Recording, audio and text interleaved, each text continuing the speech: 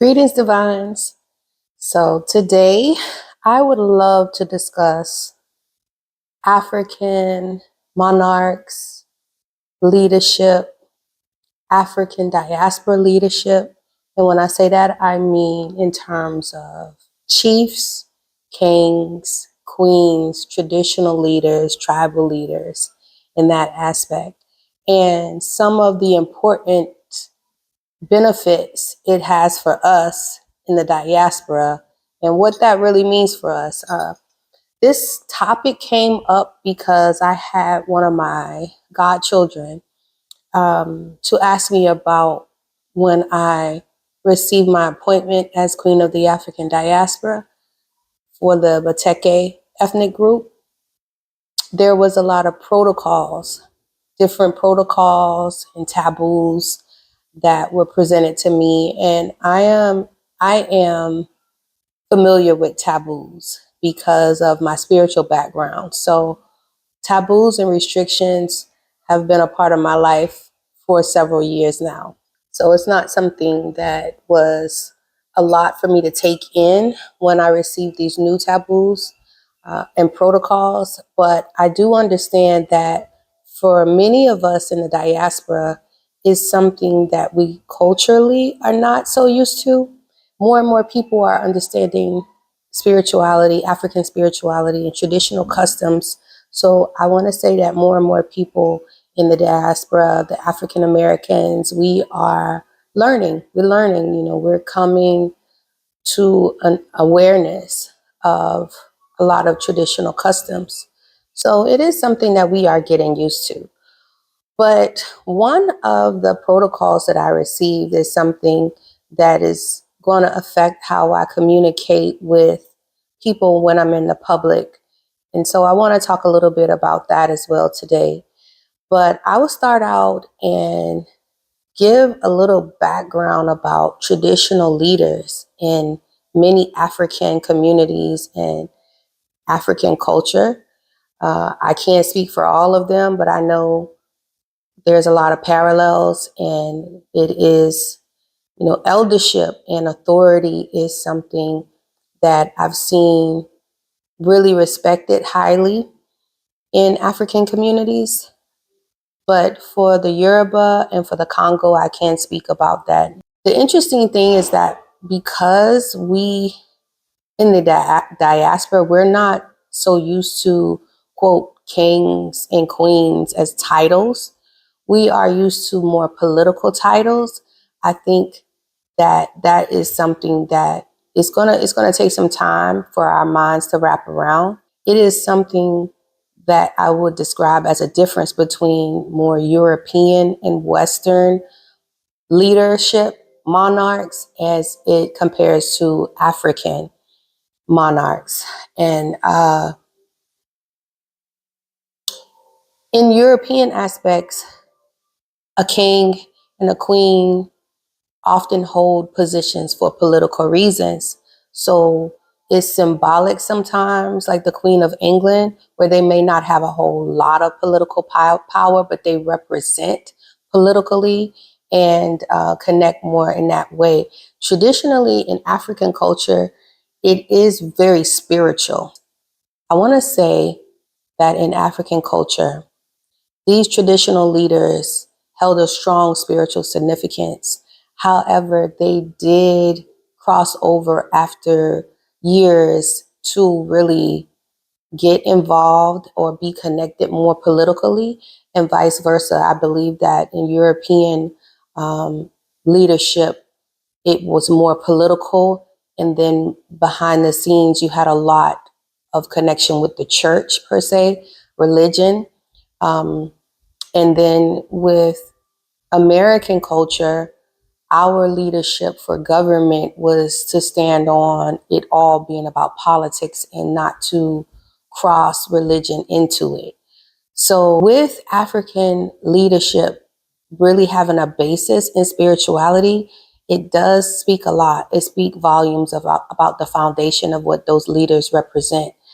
And with that, they really represent the ancestors in a lot of ways.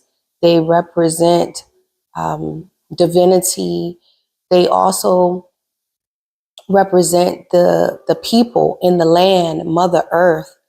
But politically, in traditional ways, the leader, let's say the king or the makoko of the Bateke group, was supported by dignitaries, with 12 dignitaries, other chiefs and leaders. So his decision wasn't just him alone. It was often supported with elders and counselors who supported him, like his cabinet.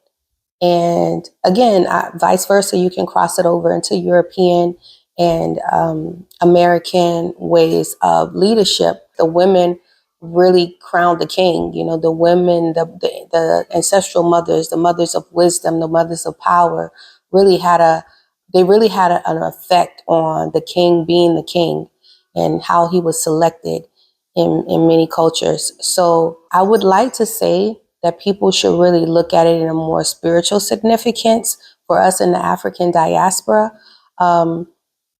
because we tend to get arrogant about a person being a king or a queen and not really accepting them as a representation of us, or as a group or a person. And rightfully so. I would say that makes sense. You shouldn't just accept anyone as a king or a queen of you and your people, right? So I get that.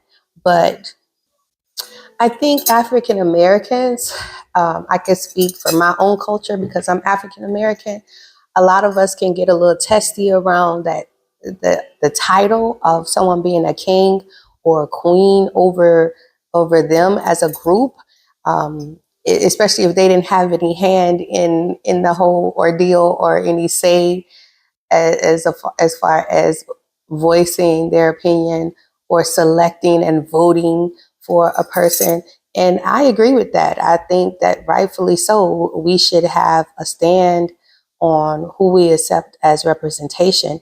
But I also think that a lot of us in the diaspora don't really consider what it really means as a whole and how we can come together to support these leaders. So some of the benefits that I would like to describe for us having traditional leaders and really accepting this in the diaspora is the fact that we do have representation. So for those of us who can relate to having African ancestors and who look at themselves as African Americans, because I know now that word is now being, some people are saying, oh, I'm indigenous American, which is true too. I am as well. I'm indigenous American and I'm African American. I have ancestors in both groups, but I do recognize myself as have an African heritage. So for those of you who do recognize yourselves as having a heritage connected to Africa, it does help with having representation in Africa. That's one of the benefits, to have a place at the table, to have someone to speak, to be an advocate for us, to have someone to represent us and stand up for us and show the world, you know, to show the world how our culture is, and one person, one leader is not, it doesn't have to be one person. But in certain scenarios, it is good to have a representation for everyone because everyone can't be in one place. Also, healing. Healing is a big thing. Healing like historical wounds, healing a traditional leader representing the diaspora can help restore the healing that needs to happen between us in the diaspora and those in Africa. Another benefit of the diaspora is the symbolic bridge, a bridge that represents, that can connect us for business, travel, and cultural opportunities. So having someone who is symbolic of our connection as we conduct business with our people in Africa, it really helps us all globally to really increase and support prosperity amongst our people on both sides of the bridge, to make connections for travel, for us to visit, for them to visit here, to bring leaders from Africa to the areas and places in the diaspora and vice versa, for us to learn from one another, for us to really develop culture and really understand, as opposed to seeing things on media, but to actually make in-person connections and learn about our background, seeing it in person. That symbolic bridge is very important, because when you see things in person through travel, when you experience culture firsthand, it's different than reading about it or seeing it on TV or making assumptions. You really have experiences, and experiences are important for us to connect and to develop.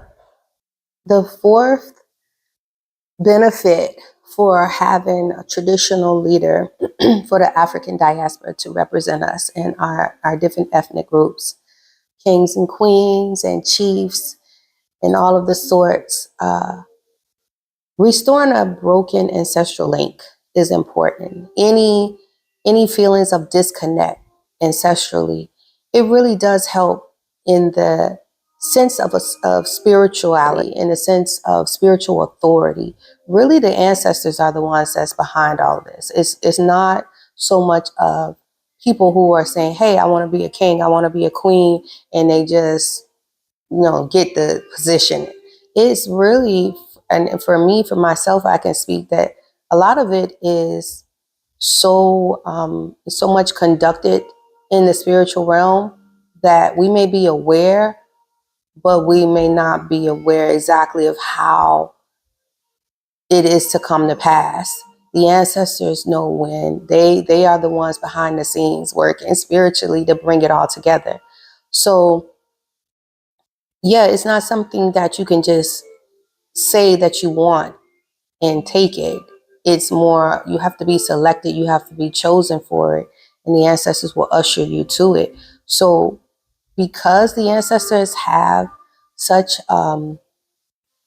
such a place in this, it benefits our ancestors in the spiritual realm. For those of you who really who understand spirituality from that aspect and believe in traditional ancestral veneration, it supports the ancestors a lot spiritually, but it also supports us in restoring our connection with our ancestors. The more and more we connect, and we're at our ancestor altars, we're going to masquerades, we're going to festivals, we're doing all this, we're strengthening our ancestors. And when we strengthen them, they are bringing a voice into this. They're stepping in. They're stronger to come in the play and pick someone, choose someone as a representative for everyone. Everybody, like they say, the old saying, it's a situation sometimes where there's all chiefs and no Indians. That's not good. You don't want to have all chiefs and no Indians. It's good to have leaders. And to be honest, in my own personal opinion, I believe many of us in the diaspora come from royalty. Really, I do believe that. And as far as our ancestral line. So because of that, our ancestors are stepping in. They're stepping in to make things happen. And it benefits us as well. So when the ancestors are lifted up and venerated, supported, they're they're speaking, basically. They're active in our lives and our communities. It brings blessings to our communities. We see an upliftment of our families. We see upliftment in what happens amongst our people. We see prosperity. We see protection. The more we involve the ancestors and understand that they may not be in the physical realm, but they are a part of our lives. They're a part of our blood. then we see more blessings in our life. And also, the last benefit I will say for now is the fact that it creates global unity. So whether you can relate to being a part of the African diaspora, anybody of color, to me, people of color, it shows unification, and it shows structure. So having that structure and having it organized to be able to, that helps us to be able to do more in the world. It helps us to accomplish more. So it's not chaotic. It's not, oh, these people over here believe this and these people over here believe that, and these people are supporting this person, these people are supporting that person.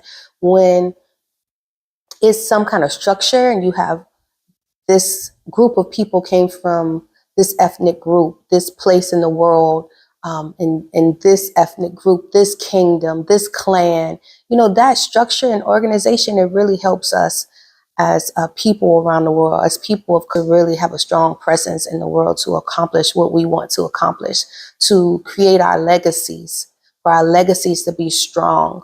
So that's what I see. Those are the benefits that I see for having traditional leaders. But again, it's something that takes time for us to adjust to mentally, because for many of us, we didn't grow up thinking about, okay, I have a chief of my clan and my tribe, and I have a king, and we have, we go to our ancestral land and we appease our land, and we, uplift our queen and our king or our ancestral mothers. Many of us in the diaspora, we didn't grow up with those type of,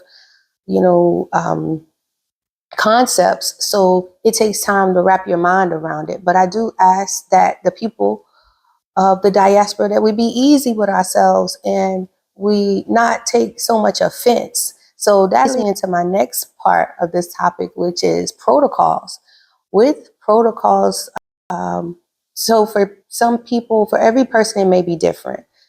For me in particular, I cannot embrace people unless they are part of my immediate family. So if we're out in the public, I can't just grab you and hug you like I used to.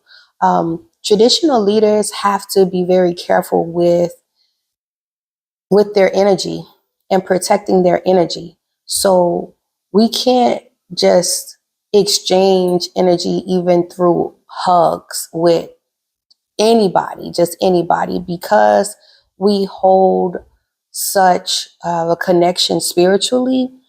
And sometimes spiritual leaders, even if they're not kings and queens, they could be priests, chiefs, whatever leadership roles they have. If they're spiritual, oftentimes they are carrying, holding, or have on their body something spiritual. It could be spiritual medicine. It could be something that represents their royal line, something that they're wearing in their cap, in their head wrap, around their neck, under their clothing. And so with that being said, those things are very personalized. They're very anointed, and therefore that person who's carrying that title, they can't embrace, because at that point they're connecting their energy and whatever they have on them with other people in the world. So we have to be very careful about how we conduct ourselves and how we conduct our energy, how we carry our energy and connect with people. I did do some research to figure out, like, where did hugging come from? Because as I've spent time in Africa, I realized that I didn't see a whole lot of hugging, at least in Congo, amongst the royalty, amongst the royal leaders. They don't really hug a lot. And that's even amongst themselves and with families and in pictures. And one thing I want to take a little sidetrack off is also, I've been given the guidance of understanding that even pictures is something new, for at least for my ethnic group in the Congo. Like, that royal line, they didn't take pictures a lot. And that's something really new. And I'm talking about really new. Even for me, when I first connected to my tribe, they even told me then that they weren't on they weren't doing a lot of videos. You know, it wasn't a lot of videos of them on YouTube. It wasn't a lot of pictures because that was something very new. So I'm talking about just within the last 5 years, we're seeing more pictures and videos because that's not something that they supported with protecting themselves and their energy. So back to what I was saying about the hugging. So hugging, that's a European concept of that for Romans and Greeks, and throughout Europe, but I know one of the groups that I researched, it was big with the Romans, like they started the hugging to show that they weren't carrying a weapon. And then that type of embrace continued on, and in American culture, it continued on with, even with like church, Christianity, showing hug to embrace, to connect. But hugging is more of a European and Western concept. Now I see Africans. I've seen more people in the Yoruba communities or in Nigeria. I see where, you know, in that lineage we do hug and tap shoulders, but I believe that's fairly new as far as culture as well. But you respect them by bowing. In African tradition, bowing, touching the ground, hugging yourself, embracing yourself to show adoration, bowing your head to show respect. Those are more ways that they show connection as opposed to direct contact. And again, this is particularly for the public. Now, your own personal family and the people who are part of your royal line is different. It's a different protocol. But for the public, hugging is not a thing. So because of that, people in the diaspora, people in America, these type of cultures, Western culture, one of the things for us in the South, hugging is a thing. Like when you see somebody, you go to hug them, especially for us. And so it can be seen as, and it's offensive if a person kind of pulls back, like, oh, I can't hug you, or, you know, pulls back to do like this and you go to hug them. You know, some people may take that in a way of arrogance, like the person is being arrogant, or they may be offended. But I encourage people to understand that when you're dealing with different traditional leaders, just know there's a lot of protocols often, and don't take offense. And for the people who don't understand spirituality, African spiritualities, and these different traditional customs, if you're watching this video, hopefully you will get it. But for other leaders, we just have to do better with addressing these things and letting people know. That's why I'm doing this video, so people can be aware, so people will understand. And the more and more we put this type of information out and people come to this awareness, then it'll become a part of our culture as well. So those are just some really important things I think that we should, you know, have on the discussion table to talk about and to understand culturally as we bridge this gap and as we learn about one another and develop, you know, in our journey together and connecting.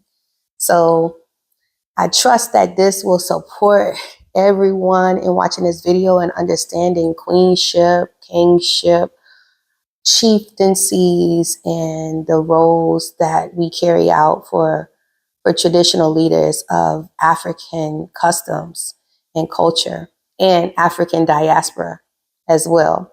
So please put a comment below. Let me know what you think. Also, feel free to connect with me and leave me any topics that you would like for me to cover.